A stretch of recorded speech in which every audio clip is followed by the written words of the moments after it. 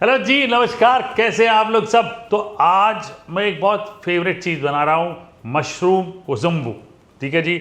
आई like South Indian dishes क्योंकि उसमें जो मसाला होता है ना, मज़ेदार होता है। और ये वाली डिश में तो मसाला एकदम करारा होता है। आई एम श्योर पूरे नॉर्थ इंडियंस को भी पसंद आएगा। जिंदगी में स्वाद दबाता है जब प्यार का मसाला मिलता है। नमक शामक, नमक शामक डाल देते हैं, खाने का भी मजा आ जाए जब हम सब खाना बनाए। तो मशरूम कोज़ुम्बू बनाने के लिए सबसे पहले, ठीक है, मैं अपना अंदाज ज़रूर लगाता हूँ। मैं थोड़ा तेल डालूंगा। कुछ लोग स्ट्रेट मसाला पीस लेते हैं, ठीक है, और मसाला किसका होता है मैं वो भी बता देता हूँ। ठीक है जी। मसाले में धनिया, कोकोनट, कुछ लोग करी पत्ता डालते हैं, कुछ लोग नहीं डालते, चना दाल, रेड चिली पाउडर, ठीक है, ये सबको ड्राई रोस्ट करके सीधा पीस देते हैं। मैं थोड़ा सा अलग करूँगा, और अलग क्या करूँगा मैं आपको बताता हूँ। ठीक है जी। सबसे पहले तेल में थोड़ा सा जीरा डाल लेते हैं, आधा छोटा चम्मच, और धनिया डालेंगे 1 बड़ा चम्मच।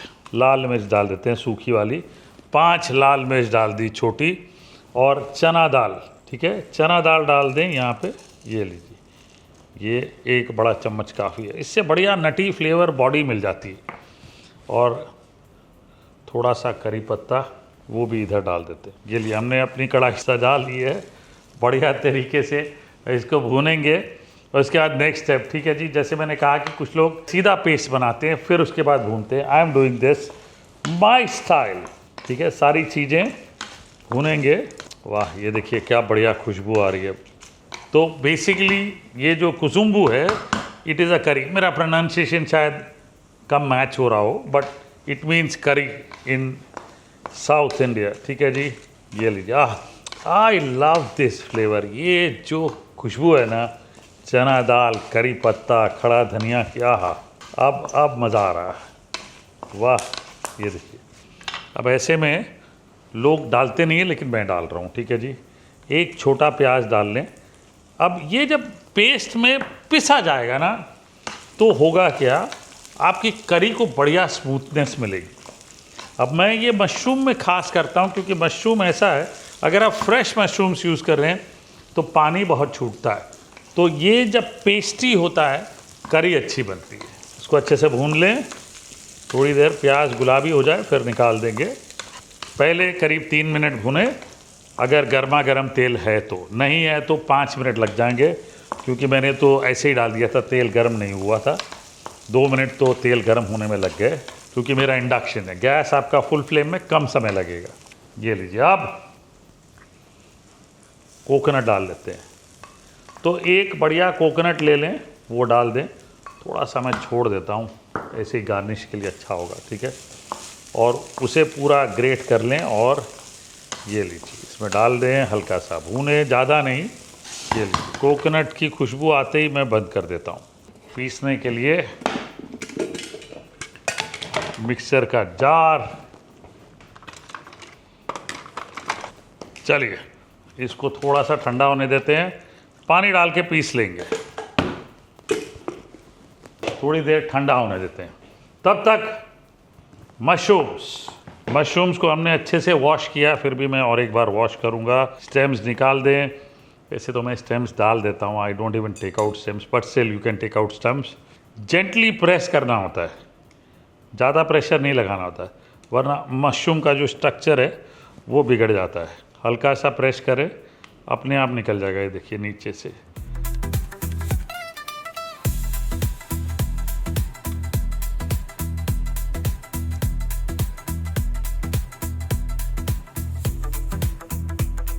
अब ये मशरूम्स लेके हम काट लेंगे इसको। सो आपके पास ऑप्शन है 1/4 काटें बड़े वाले, ठीक है, छोटे वाले 1/2 काट लें।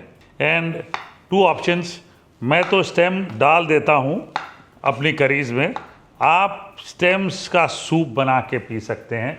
Don't worry about it. Sometimes people consider नहीं, स्टेम्स जो है वो अच्छा नहीं होता है, थोड़ा एलर्जिक हो सकता है, हार्मफुल हो सकता है, बट नहीं होता है, क्योंकि मशरूम की फार्मिंग की जाती है आजकल ऐसे वाइल्ड नहीं उगते, बटन वाले ना, इसकी फार्मिंग करते हैं लोग बाकायदा। तो स्टेम्स आप डाल सकते हैं, मैं भी यहाँ डाल दूँगा, वॉल्यूम मिलता है। बढ़िया, मशरूम्स काट लिए हमने। अब आपके पास चॉइस है कि ये जो मशरूम्स है इनको इस तरह से रॉ यूज़ करें करी में, या पानी में नमक डालें, हल्दी डालें, बॉईल करें और उसके बाद छान के यूज़ करें। You have a choice. मैं ऐसे ही रॉ यूज़ करूँगा क्योंकि मशरूम का जो फ्लेवर होता है ना, उमामी फ्लेवर, वो बड़ा गज़ब का होता है, बहुत ही सुंदर। और हाल ही में मैं उमामी फ्लेवर्स के बारे में सीख के आया हूँ जापान से, बहुत इंटरेस्टिंग है। That is where the umami flavour evolve. और उमामी फ्लेवर जो है ना, ग्लूटामिक एसिड जो है, वो मशरूम्स में, नॉन वेज खाने में, एग्स में, टमाटोज में, चीज़ में, सब जगह होता है। एंड उसी के कॉम्बिनेशन में ये MSG बनता है। अब मसाला पीस लेते हैं, थोड़ा सा पानी डाल के और मिक्स कर लेते हैं, फिर पीस लेते हैं।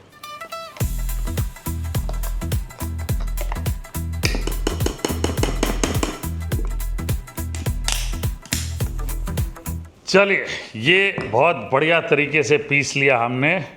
अब जो कढ़ाई में हमने मसाला भुना था उसी में तेल डाल लेते हैं थोड़ा। ये करी में भुनाई काफ़ी होती है, तो इसलिए मैं तेल भी 2 बड़े चम्मच इस्तेमाल कर रहा हूँ। आपको कम यूज़ करना है, आप कम यूज़ करिए, कोई टेंशन नहीं है, ठीक है जी। थोड़ा सा जीरा ले लें, आधा छोटा चम्मच, मस्टर्ड सीड्स आधा छोटा चम्मच, ये लीजिए। फटने दीजिए इनको, आपस में खेलने दीजिए, उसके बाद हम दूसरा काम करेंगे। बहुत इम्पॉर्टेंट है कि जो पेस्ट आपने बनाया वो एकदम बढ़िया स्मूथ होना चाहिए, तब आपको मज़ा आएगा। और इसमें आपने देखा कि मैंने प्याज भी डाला ताकि जो बेस है ग्रेवी का वो बहुत बढ़िया हो जाए, है ना।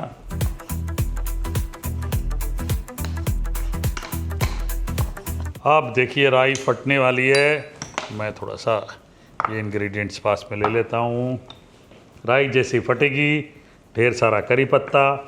करी पत्ते का फ्लेवर बहुत यूनिक है ना, आई लाइक दिस, बहुत ही यूनिक है, बहुत मज़ेदार है। और जैसे ही जीरा भूनता है उसकी खुशबू आती है, राई फटती है, तो समझ जाइए कि बस एकदम करेक्टली प्रिपेयर्ड है। अच्छा, ये दोनों का अच्छी तरह से पकना तेल में ज़रूरी होता है। कच्चा रहेगा, आपके दांतों में अगर फंसता है ना तो बहुत इरिटेटिंग लगता है, बहुत ज़्यादा, फिर spoils the whole flavour of the gravy. तब तक नहीं डालूंगा जब तक मुझे वो फट फट वाली आवाज़ नहीं सुनाई देती। Have you heard that? राई फटती है। मैं हमेशा कहता हूँ राई जब फूट फूट के रोती है यानी उसको ससुराल जाना होता है। आई ऑलवेज टेल दैट, है ना। ये देखिए, अब ये डिस्टर्बिंग एलिमेंट जाएगा इसमें, करी पत्ता, इट विल डिस्टर्ब, पूरा माहौल डिस्टर्ब कर देगा। देखो, हाँ, ये राई फटनी शुरू हो गई, फट फट फट फट फट फट फट। ये डिस्टर्बिंग एलिमेंट गया। ये मैंने कहा ना, ये डिस्टर्बिंग एलिमेंट इतना डेंजरस है कि इसको एक ही आदमी कंट्रोल कर सकता है, वो है प्याज। ये लीजिए, तो एक प्याज हमने मसाले में डाला और एक प्याज यहाँ पे मीडियम साइज़ का स्लाइस किया। ब्राउन नहीं करना। अच्छा, that is what a basic difference I found कि साउथ इंडियन करीज़ में ज़्यादा ब्राउनिंग नहीं होती, अनियन की कैरमलाइजेशन बहुत कम होती है, जबकि नॉर्थ इंडिया में डेंस होता है फ्लेवर, कैरमलाइजेशन प्याज का बहुत होता है। ये देखिए, सबको शांत कर दिया प्याज ने। प्याज अंदर गया, जैसे ही राई फूट फूट के रो रही थी, प्याज ने अपना पसीना बहाया और सबको शांत कर दिया। ये देखिए दीज आर माई स्टोरीज। टमाटर डाल लेते हैं, 2 टमाटर डालें। टमाटर डालने के बाद नमक शमक करिएगा, ठीक है जी। ओ जी, नमक शमक, नमक शमक, आह क्या बात है। ये लीजिए, अब भूनिए 5 मिनट तक ताकि टमाटर अच्छे से गल जाए और प्याज भी गल जाए। बेसिक आइडिया यही है। देखिए, सब प्याज टमाटर सब गल रहे हैं एक्चुअली नमक डालते ही।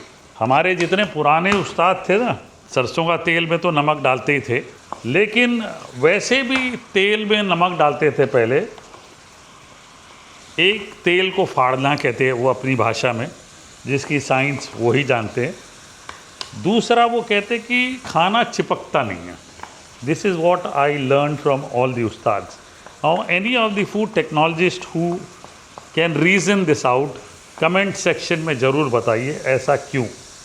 चलिए अब डालेंगे हल्दी, ठीक है जी, 1 छोटा चम्मच हल्दी और 1.5 चम्मच लाल मिर्च छोटे वाली, ठीक है जी। सारी लाल मिर्च डाल दी हमने। हल्दी डालने के बाद हल्दी को भूनिए थोड़ा सा। अब ये पेस्ट डाल लेते हैं। वाह, लुक एट दिस। अब इसको भूनिए 10 मिनट तक मीडियम फ्लेम में भूनिए इसको, और कड़छी चलाते रहें, ढक भी लें, क्योंकि ये बबल्स ऐसे बुलबुले से फटेंगे तो आपके ऊपर गिरेंगे, कपड़े भी ख़राब होंगे, राइट। तो अब इसको पकाइए, अच्छे से भुनाई करिए जब तक कि तेल छूट नहीं जाता। इसको ढक भी लेता हूँ मैं। तब तक ये मिक्सी के जार में थोड़ा पानी डाल लेता हूँ।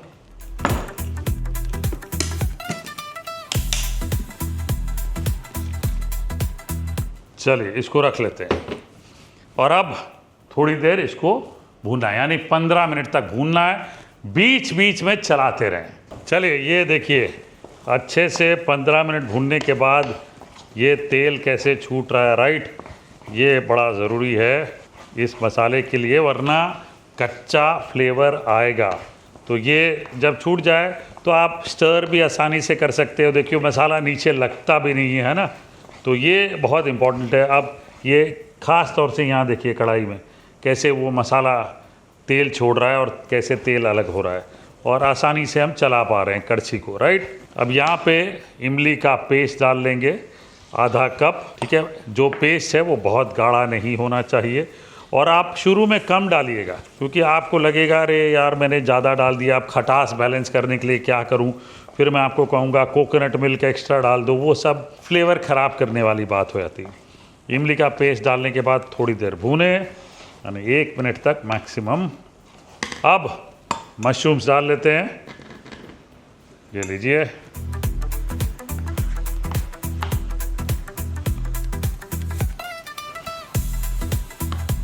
और ये जो मैंने पानी रखा था ये डाल लेता हूँ, ये लीजिए। इसको पकाएंगे अब अच्छे से, ताकि मशरूम पक जाए, ठीक है। आपने ध्यान रखना है कि जो पानी है वो ज़्यादा ना हो, क्योंकि मशरूम भी पानी छोड़ेगा। गाढ़ा होता है मसाला तब मशरूम जल्दी पानी नहीं छोड़ता, जब पतला होता है तब समझिए कि पानी जल्दी छूटता है। तो ये हमने मशरूम डाल के इसको छोड़ देना है अच्छे से। इसको फिर से मैं ढक के पकाऊंगा करीब 5 मिनट तक, तब तक कि मशरूम पक ना जाए। अब इसमें हरा धनिया काट लेते हैं थोड़ा सा लेके। हरा धनिया साउथ इंडियन खाना हो, नॉर्थ इंडियन हो, ईस्ट इंडियन, वेस्ट इंडियन, ये ऐसा इंग्रेडिएंट हर एक जगह अपने आप को फिट कर लेता है। तो चलिए जी, जैसे मैंने बताया था आपको कि पानी न डालें, ये देखिए मशरूम का पानी छूटा, और आपने बिल्कुल ध्यान रखना है, ठीक है ना, चलाते वक्त। ये देखिए बुलबुले से उड़ते हैं, आँखों में लगेंगे तो बड़ा डेंजरस हो जाता है। और ये धनिया डाल लेते हैं। अब हमारी डिश बिल्कुल तैयार है, और इसको हम रख देते हैं। अब ये सबसे इम्पॉर्टेंट चीज़ है, सेफ्टी के लिए मैं बताता हूँ। देखिए सेफ्टी में क्या होता है, जब भी ऐसी जो गाढ़ी वाली डिशेस होती है ना, जिसमें कैश्यू नट पेस्ट हो, कोकोनट का पेस्ट हो, जब भी आप भूनते हैं और ढक्कन खोल के जब आप चलाते हैं, जितनी दूर से चलाएंगे उतना बेहतर है। या इसको निकाल के साइड में गैस के चलाएं, फिर गैस के ऊपर ले जाएं। क्यों ऐसे? क्योंकि ऊपर ना एक लेयर सा फॉर्म हो जाता है और अंदर सारा मॉइस्चर होता है। जैसे ही आप ट्विस्ट करते हो तो बुलबुले से फटते हैं, मॉइस्चर बाहर आता है और वो बुलबुले से दाने उड़ते हैं, जैसे अभी एक मेरे आँख के पास लगा मुझे यहाँ पे। तो ये सेफ्टी बहुत इम्पॉर्टेंट है, देखिए। और करी की कंसिस्टेंसी बिल्कुल ऐसे ही होनी चाहिए।